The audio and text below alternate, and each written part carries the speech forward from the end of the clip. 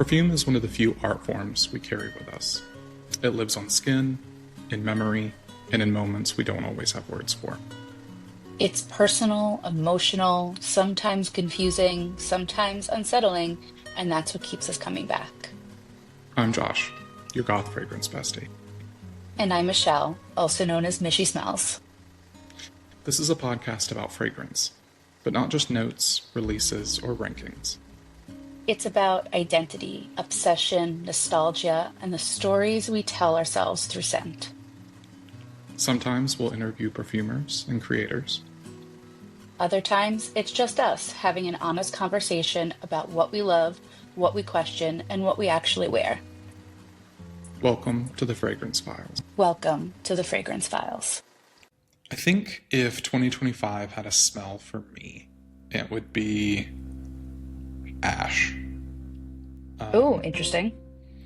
This was a year of losing a lot of things, of cutting, but also of that like wildfire cycle, burning new paths, fertilizing the soil, giving back to the foundation. So ash is very transformative and destructive, and I think that would be my scent for 2025. I love that. I love that. I thought you were going to say because we should just burn it all to the ground, but you know. I mean, it can have multiple interpretations. That too. For me, tea was really the scent of my 2025. I not only like really fell in love with it last year, but I think for me personally, it was one of the best career years for me, but also personally one of the hardest years I've ever had. So I really went towards scents that were calming and meditative and comforting, and I really found that in tea. And I have lost track of how many tea fragrances are actually in my collection right now, but needless to say, I have lots of comfort and coziness in my collection. I think 2025 for me was a very transformative year. From getting a new job, traveling extensively to places I've never been, moving, losing Ruby, so many things happening so quickly, and that's just in the micro, not even talking about the macro. Yeah. That I found myself really challenged to find the things that meant the most to me, not just comforting, but the things that resonated.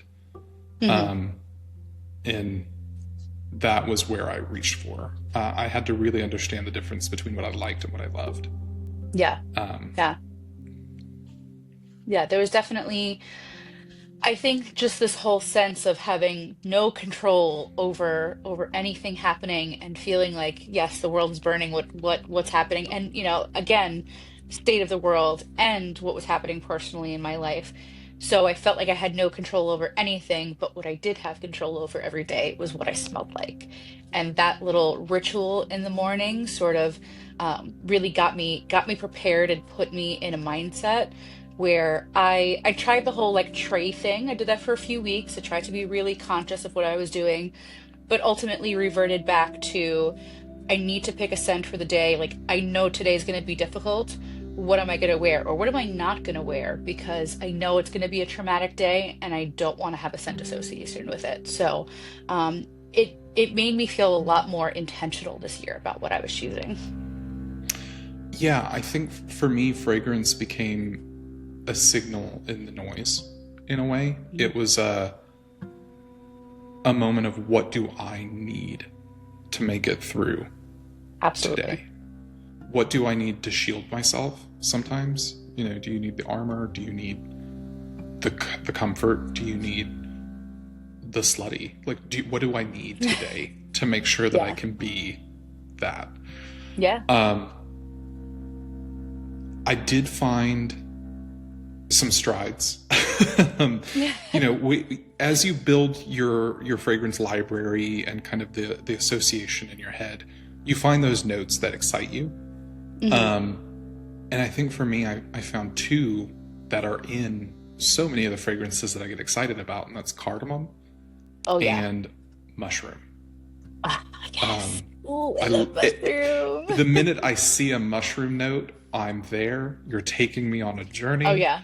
Oh yeah, my nose is Um, on it immediately. those are definitely things that I found myself that dominated kind of where I was going with Hmm. fragrance was of the earth, of the aromatic and the spice. Yeah, yeah. What would you say is the fragrance that really intrigued that mushroom obsession with you? Because I think we might have the same one. Well, I mean, the one that started it and the one that like brought it to the forefront are Hmm. because like I first started exploring mushroom notes with forests, their Mm, mushroom forest perfume, and I was like, this is cool, this is weird. And yeah. then Goat by Wolf Brothers, I was like, Oh, I oh, love that one. this is how you can do this. Oh, But then this year, JK at Closet did Mushmallow. yes. And I have it on my desk because I love it so It's so much. pure marshmallow. It's so pure mushroom Hmm. that it it really is like the premiere for mushroom perfumes now. Oh, I agree 100%. And I want to make an argument that I think mushroom fragrances are actually very sexy.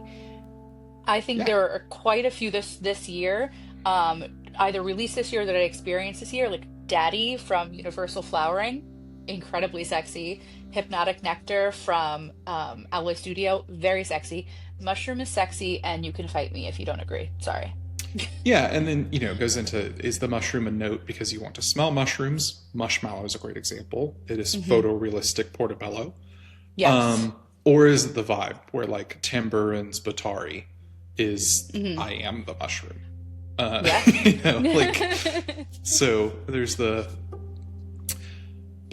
I also noticed the shifts in 2025. We were talking about the rise Hmm. of like mushroom as a note, but also the Hmm. again macro versus micro. The shift in conservatism across beauty. Yes. Oh my God, yes. Beauty and perfume are political. That's Hmm. not up for debate. If you don't like that, go to the next episode.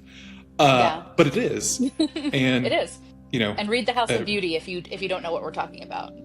absolutely, Yeah. Arabelle Sicardi did phenomenal in laying that out. I learned so much reading that book, but like, we very quickly saw this year as politically things became hyper conservative and Hmm. vengeful. Brands kowtowed and tipped and knocked down. It was like every day Oh you were yeah. like, well, I can't buy them, I can't buy them, I can't buy them because they were Hmm. so quickly erasing their queerness, Yeah. erasing their Boy smells. We're individuality. looking at you, boy smells. But there was this immediate shift, and you saw it from runway fashion to the Target boycott into the perfume world. Yes, with the Yeah. Boy Smells rebrand, but also with this shuddering of expressive, cool, weird perfumes. Yeah. Suddenly, everything at Sephora smelled exactly the same. Suddenly, Exactly. Yeah. everything at Nordstrom was very normal. Hmm. Yeah. But I will say that now, towards the end of this year, I feel like that revolt is coming and people are breaking free of that and starting to be completely unapologetically themselves and really fight against that system. Yeah. Yeah, I mean, we can get into like what I think the future holds, but this year we did Hmm. see that like lockdown Hmm. in the more mainstream accessible areas, and Yeah. then there was still this very live, vibrant community in the perfume world. Um, Personally, I went through a big shift where moving across 7 states, I went from like 150 bottles of perfume to 30. Yeah. That's Um, huge. yeah, and having to shift that kind of consumer behavior where I wasn't collecting to build a library or a wardrobe Hmm. anymore. I was I stopped collecting really and Hmm. started curating. I think Yeah. would be my Absolutely. I think that was a trend for a lot of people this year too. I don't know if you're seeing all over on TikTok, but lots of people are doing declutters. I think everyone had this idea at first that a big collection is the goals, and it's something to strive for. But in reality, once you have all of those fragrances, it becomes really overwhelming and really difficult to navigate. And I think people's noses are changing, and they're realizing like these things that they bought at the beginning of their journey very quickly, rather. I mean, I don't think you need to be in this hobby for very long before your nose starts to change and develop. But they're realizing that those things that they felt influenced to buy are not as good as they once thought that they were. So I think decluttering has become a big trend. Yeah, absolutely. We've seen a big boom in like bottle commitment issues and Hmm. sample fatigue, and Yeah, there's big time. this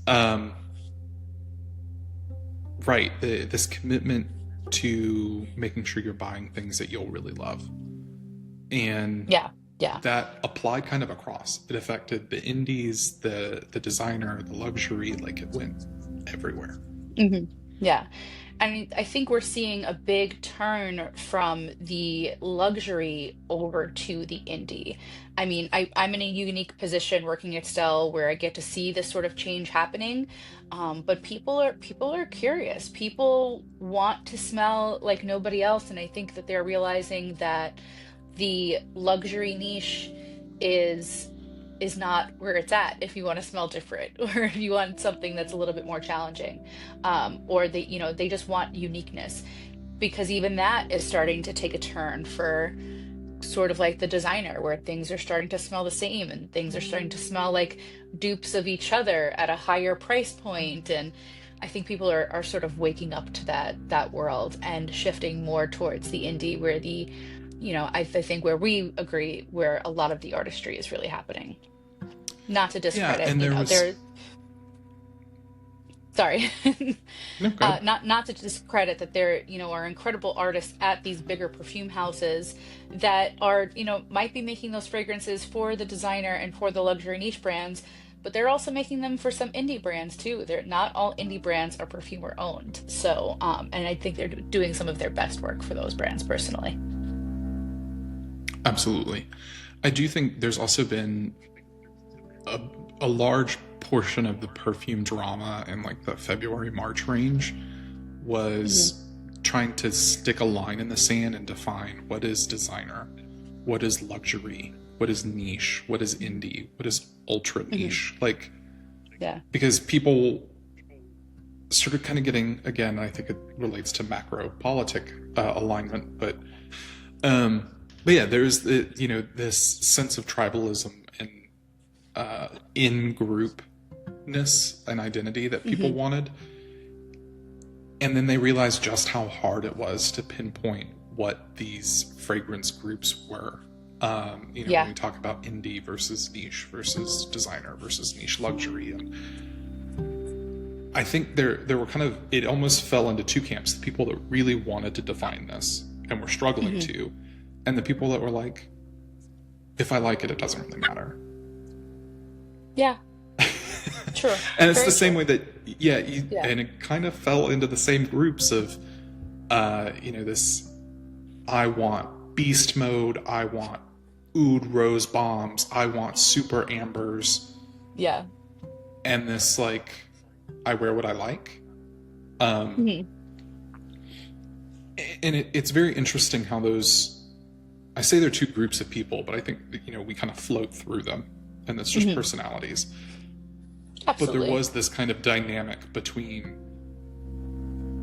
big perfume capital P industry, Hmm. and Yeah. perfume the little guys. Absolutely. And I think there's something interesting that happened with the whole beast mode aspect about fragrance, where the men's side, fragrance is gender neutral, but you know what I mean when I say the men's side of fragrance and fragrance content, has this obsession with the beast mode, where I feel like there was this push for this soft girl, clean girl aesthetic for women. and that women don't necessarily like the beast mode fragrances, or is it, do you just want women to not like the beast mode fragrances, right? Um, there was sort of this like poo-pooing on like gourmands at the beginning of the year, because the gourmands do tend to be the more loud fragrances. And there was a point at the beginning of last year where everybody was like, gourmands are dead. They're not happening anymore. Everybody's tired of them. I'm like, that's honestly bullshit. That's not the case at all. But I think it was what was trying to be forced onto people. I am not necessarily, I don't necessarily care about beast mode and fragrance, especially when it's given to us with, you know, aroma chemicals that just make everything screechy and sharp and horrendous. But there is this sort of feeling like, I'm here, you're going to notice me. I don't care if you don't like it or not. That Yeah. I think it was there for the men, but it was trying to get pushed down for the women, you know? Well, again, it's political, and there is Absolutely. this minimization of women, this idealized return to femininity where the clean girl aesthetic, the trad wife, the quiet, the Yeah. clean. And then there was this bizarre twist in like the world of toxic masculinity where Hmm. performance, aggression, assertiveness wasn't Hmm. I don't it's this weird thing where like they want this vision of a 1950s housewife for the women, but they don't want a man in a three-piece suit. They want, Yeah. you know, uh, blinged out chains and Tesla Cybertrucks and big gym bro. Like it's this bizarre hyper masculine craze that I don't understand. Yeah. um I don't get it. and again, it's political. It's very clearly political, and it very clearly was pushed. But we also saw people that bucked that and wanted to Hmm. embrace authenticity. And for Yeah. some Yeah. people, that authenticity is a civet, oud, rose bomb, Yeah. like Absolutely. Molotov cocktail, and that's fine. But I think it's the intentionality of this is who I am and not what I want to be perceived as. Yeah. Absolutely. Absolutely. Um, One of my favorite things is when young boys come into like, hold on, rewind. One of my favorite things is when young men come into the store, into Stell, and tell me about how tired they are of the fragrance content that is being pushed towards them, and how they feel like it's dishonest and they want to actually find something that is cool and different. And showing them fragrances and watching them get genuinely excited over a fragrance that none of the hype people are ever going to talk about, right? It's not even going to be on their radar. And watching their faces light up as they find something that makes them truly feel good has been one of my favorite parts of the job, honestly. I love watching that shift happen for them in their brains. Yeah, I think about, I don't really associate with, I don't associate with conservative people, period. That's just not Yeah. who I am. But the friends that I have that are not in the fragrance world, but are still influenced by these kind of macro trends that are like, Mhm. I need something work appropriate. And they immediately think that that's going to be like an aftershave kind of barbershop fragrance. And then being able to be like, Yeah. well, what do you think of this? What do you think of this? And then turns out they love white florals. Yeah. And they're like, Yeah. I'm a man. And it's like, yes, you are a man who likes white florals. And that's You okay. know? Yeah. Yeah. And you can find those moments where they realize that your fragrance is an enhancement to who you are and not a defining factor of what you Oh, are to be. absolutely. Yeah. Agreed. It's a beautiful So, thing when it happens. yeah, speaking towards this kind of turn towards authenticity, what are a couple fragrances that you really lived with in 2025? I'm very glad you asked. So, as mentioned before, one of the things that made me the most angry this year was the Boy Smells rebrand, and it bothered me on multiple different levels. But one of the biggest was the loss of queerness for the brand. And I know they say, they've re-released their popper fragrance to try to still maintain some of that, but the damage has been done. You changed all of your copy. You really alienated the people that were the most supportive of who you are. So I think there are four brands that for me really stood out because they were just unapologetically gay or unapologetically who they were and are not changing shit for anybody.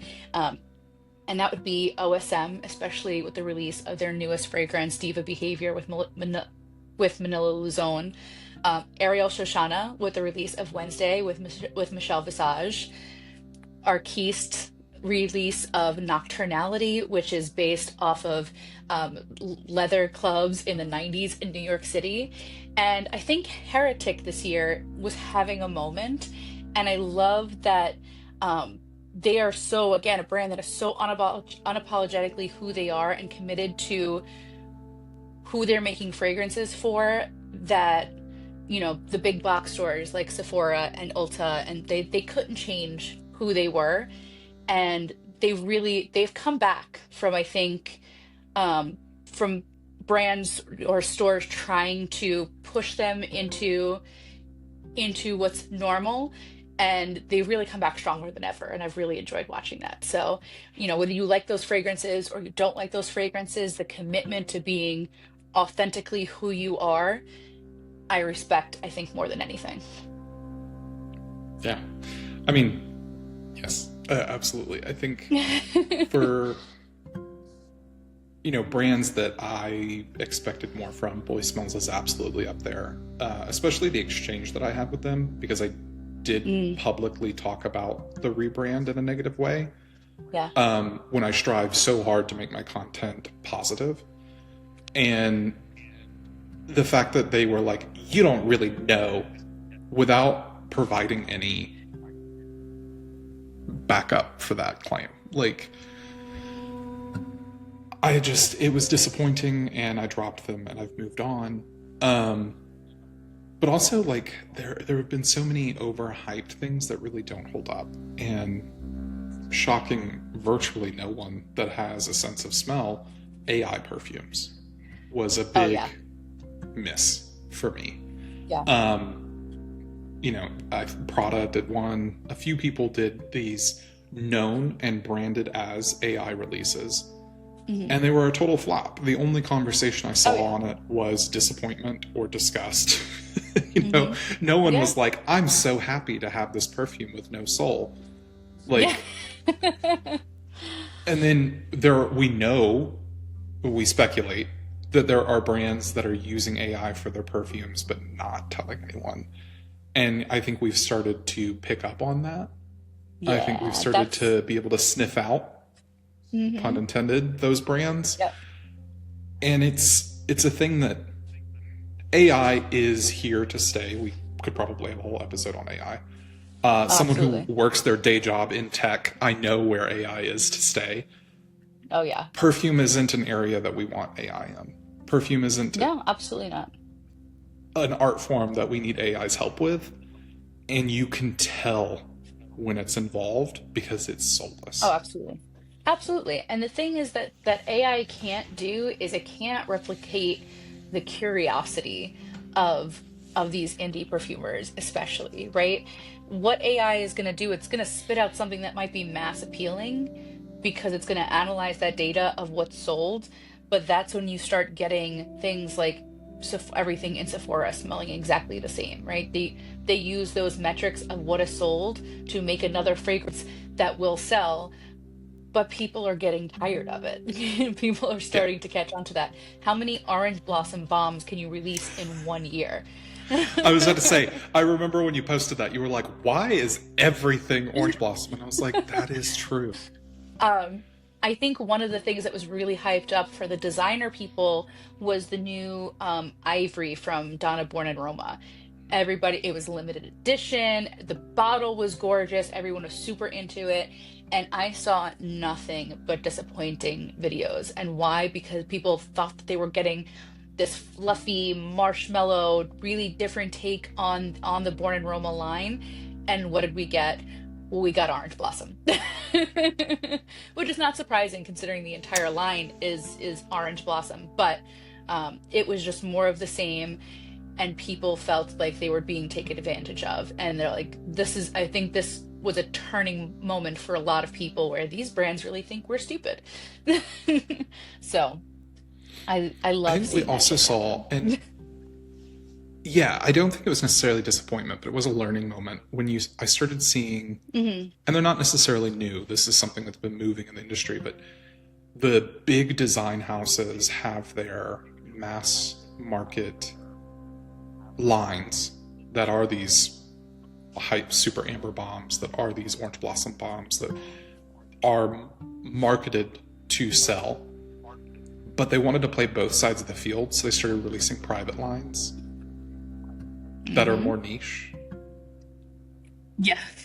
And they, you know, I have to think about like, I'm someone who doesn't really do the designer thing, but like Dior new look, it smells like a Oh yeah. morgue in a really So well to hit fascinating it. way. Um, and they brought Yeah. in Maison Francis Kurkdjian to do it, and the Christian Louboutin Hmm. fetish line has some stunning offerings Yeah, because they wanted to be niche, but also they wanted to play both sides of the field, and they have the funding to do it, so of course they did. they do. Even Yeah. Guerlain, they have. I wonder how much of that has to do with actually who their stockists are. And I'm not sure how the big department stores like Macy's and Bergdorf and Neiman's, how much they're involved. But as far as a brand that's carried in Sephora, Sephora is very heavily involved in the creation of any new fragrances that are being launched with them. I know I won't name any names, but I won't name any names, but I do know somebody who has a brand at Sephora personally, and they were very disappointed with how much pressure they were putting on them for the new release. And ultimately, the new release is one that they're proud of and that did well, but it was because they were able to keep some of their signature in it. For I think smaller brands, when you're releasing in Sephora, they can completely overtake who you are. I think you need some name recognition going in and getting that contract, or completely just launching with them from the get-go for a brand like Lore or Merit, where they're big, they're established, they're going to come in, they're going to do what they want, but a smaller brand is going to get sort of cannibalized by what they're expecting. So I wonder if the private line and those private lines not having to go through the Sephora protocols, if it gives them a little bit more of a license to be more experimental. They're not vying for that, a certain number of SKUs or a certain number of shelf space or um, but there is also the question of, do we want to be experimental and charge the hell out of people for it and get in on this hype train? Or, like, who are we? Who are we as a brand, really? So, Yeah, absolutely. Shifting towards some personal highs. As I decluttered and as I curated my collection so heavily, I think I had a few that every month they ended up on the tray. They just kept showing up. I always reached for them. I went through bottles of them. Um, and it's going to be surprising no one, Ghost of You by Mythologia. I'm on my mhm. backup bottle. So I need to go to London again. Um, Avastan, the London release, it's Mm. just so good. Um, Cloak Musk by Scent Trunk, Oh, yeah. and Loves by Filippo Sorcinelli. Those are kind of the four Ooh. fragrances that I found myself going to repeatedly, wearing consistently. Every time I would switch out the tray, I would be like, these are fragrances that lived with me throughout the year. Yeah. I think for me, and some of them are a little bit newer to the collection, but have become heavy in the rotation. But again, I leaned a lot towards the tea. So oolong tea from One Day was one that I found a lot of connection with. It's really this gorgeous, like roasty, toasty, almost bitter tea. But also indigo smoke from Arquiste. became like almost a daily driver for me at work. It was the thing that when I didn't know what to reach for, I trusted it 100%. It felt good in every sort of aspect for me. But I think the ones that were the most about my exploration and that I reached for often because they just brought me joy was Dandelion Butter from Clue. There's something just so nostalgic and fun and playful about it that it instantly brightens my day. Then I would have to say Melon Matsu from Cult of Kaori. Definitely a another one that just makes me feel invigorated and happy. And then the other one would be White Iris from Audio Labs. I'm not sure if it was released in this year. I know it was released in Stealth for us for the first time this year. Um, and it's one of my favorite finds of all of 2025 because it completely changed my perception of what Iris could be. I always thought that Iris would just be powdery and cosmetic-y, and here it just adds a textural element of powder without it feeling like expired cosmetics to me. But it's truly so resinous and borderline boozy. It's one that fascinates me that I can't fully describe. And for me, I love when I can't fully describe what a fragrance is. It's such a good experience to be stumped by something. Yeah, those would be mine. Oh yeah. Yeah, I think, there were those fragrances that kind of lived with me and moved through the year with me. Survived every tray rotation and every move and every round of decluttering. But there were also a lot of really good releases this year that didn't trend, that I thought were really special. Oh We yeah, already talked about Mushmallow by yeah, Closet being one of them. I'm absolutely. very proud of the fact that I have the first bottle. Uh, Love that. the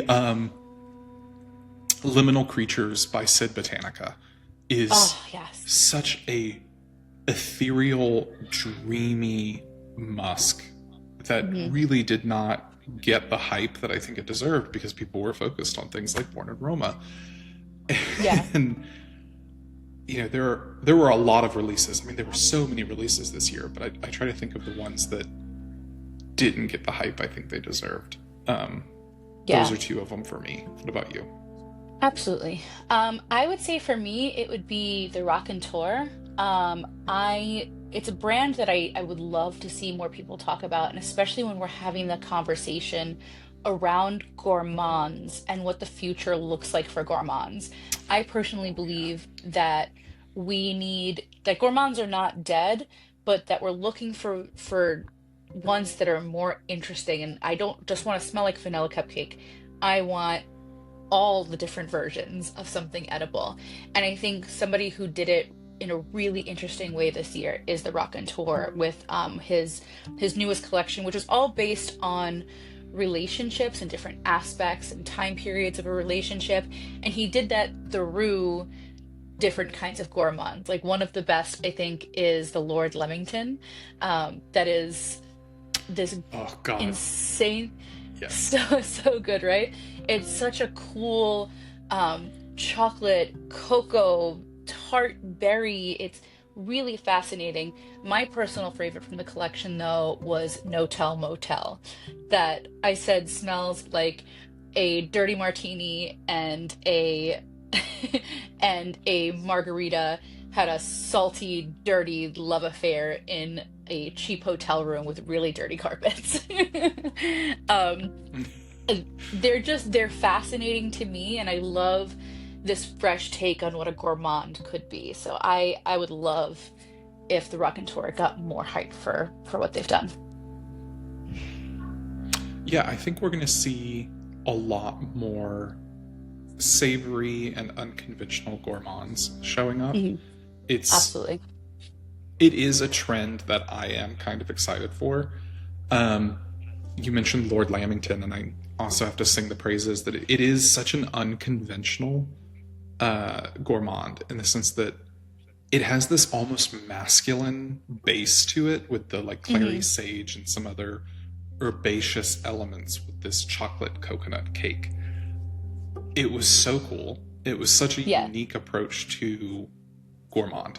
Yeah. I am excited for that. As someone who always said they were not a gourmand person, I am gravitating towards these. And we saw like um, Rydal by Versatile Paris, a Yes. pesto pasta perfume. Super cool. Didn't come out this year. I think it was last year.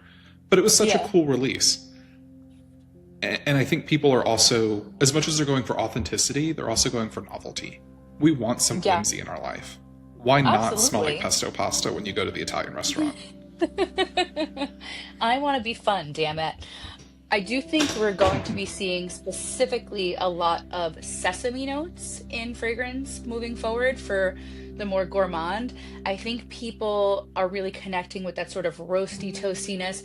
I'm seeing it pop up a lot in the indie world, and those fragrances are doing very well. So I would not be surprised if we start seeing that in the more mainstream fragrance market as well. Oh, for sure. I think we've also seen, I mentioned the shift towards authenticity, towards whimsy. People are embracing perfume wardrobes and collections that reflect them and not necessarily their outward aesthetics. Like, I Mhm. am the goth fragrance bestie. I do wear a lot of black. I'm starting to branch out into a few colors. They're all earth tones, but I'm still there. Very, very proud of Um, you. but I have found that I am gravitating towards a more minimalist approach to perfumery. I don't find myself reaching for super loud, super maximalist compositions of perfume, even. I find myself gravitating towards that kind of restraint and confident and Mhm. relaxed perfume vibe. And that's not necessarily something you would associate with goth perfume. So I have to shift towards the stories that resonate with me. Yeah. And I think the four perfumes that I mentioned have lived through with me kind of are rather minimalist in their nature. It's a lot of cardamom, clave, clove, incense, musk. I do have my louder fragrances that I'm occasionally reaching towards. We talked about Nocturnality by Arquiste. It's Mhm. fun and it's sexy and it's edgy and it's raw. But I don't find myself reaching for it every day because I'm like, do I want to smell like boot polish? Like, maybe not Not today. every day, you know? but sometimes I do. Right. So I think for me personally, I'm trusting my instincts with sampling more, being more cautious about what I am getting bottles of, because I Mhm. know that I'm currently in this thread of concise, quiet, minimalist perfumes right now. And that's Yeah. kind of expressed throughout the different fragrance families that I'm presenting. Yeah. One of the big shifts I see happening, and I know there's been a lot of content creators that have been talking about this, but I think it is the trending to the small bottle sizes. I think as people become more collectors and less signature scent, then we're seeing a rise. Like, not everybody needs this 100 ml bottle in their collection, right? And brands are starting to listen to the collectors and starting to give us more 50 ml bottles, but now we're starting to trend even a little bit smaller into the 30 ml world. I think Sniff did a really good job at showing us that a 30 ml can absolutely be profitable. They've grown tremendously over this past year. But I think most importantly, House of Bow showed us, and I don't remember if it was the end of 2024 or the beginning of 2025, but they showed us that a luxury brand can trend smaller and completely change the game for themselves. I've been a fan of House of Bow for a number of years, but nobody was talking about them for the longest time because their bottles were very inaccessible. They were over $300 for 75 mLs. And then they came out with their 40 mLs. They kept the bottle absolutely gorgeous. In my opinion, I actually like the smaller bottles a little bit better. But they had this massive success with their brand, and it's really sort of exploded, especially on the social media side of things. So I think they proved to the luxury companies that you can go smaller and you can attract new audiences that way. We are Keist with their launch of the Chiquitos. I think we're going to start seeing more of it. And I think indie brands, because I think indie brands speak more to the collectors, that we're going to start seeing more of them launch at 30 ml versus 50 ml moving forward as well. That being said, some of the fragrances that I think I lived with the most this year, that definitely came, are definitely smaller in their stature, would probably be everything from Closet Perfume. And I believe his are 30 ml, right? Um, Everything from that collection felt so, they're such a complete story and connected with me so deeply that they became the scents that I wore when I needed to feel something different. Mushmallow and Marginalia are like my bedtime, nighttime scents. Humidor is a fragrance that I wear when I need to feel powerful. And Ryle is my I need to be the baddest bitch in this room sort of scent. So I really feel like as far as brands go, that was the brand that really stuck with me and felt the most part of my 2025. Very cool. And we talked a little bit about like what moods and notes and trends we're seeing towards 2026, but I also want to see some changes in the industry. Mm, I hope that some of these larger houses realize that there is this fatigue with the hype cycles. hmm There is this new revolution that we're kind of talking towards where we did have this hyper conservative flip. But just as quickly as that seems to have shown up, we've had people say, no, fuck that. Yep. We want, cool, chunky jewelry. We want edgy punk, grit. And we're seeing that in beauty, in the perfume world. And I hope we see this kind of structural change where the industry's like, oh, okay, we can't presume that we can influence you that much. Yeah. Let's let our sub brands do what they want. Let's let them have their identities. Gosh, I hope so. Yeah. I mean, it's a big ask, but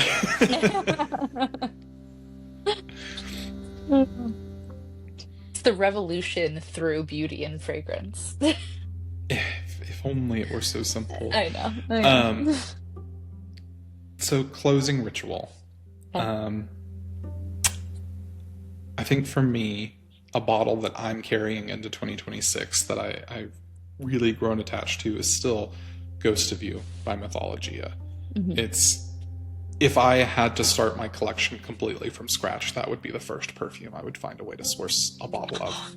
I love that. Um, Something I'm unsure about is my relationship with Sniff. Um, I am still really not feeling great about their decision to try to market masculine specific fragrances after being Mhm. so do what you want ungendered for so long. Yeah. And a scent habit that I'm trying to leave behind is I think I'm going to keep my trend of a very curated wardrobe. I'm loving sampling and I'm trying not to buy full bottles unless I really, really love them. Yeah. I love that. I love that. Um, a scent I think I'm taking into 2025 would be Diva Behavior from OSM. Because, like we were saying, I need that unapologetically, this is who I am. I don't care if you don't think I belong here. I belong here exactly like how I am. And that's the attitude that I want to take into 2025. So I'm going to bring my fragrance that makes me feel that way. Um, what I'm questioning is definitely my consumer habits and my ability to stop and really sit with something before I pull that trigger. That being said, I don't have a single fragrance that I regret this year, but have quickly become overwhelmed with what I have. And so I want to focus my year on enjoying the collection that I have and not worrying about expanding it further.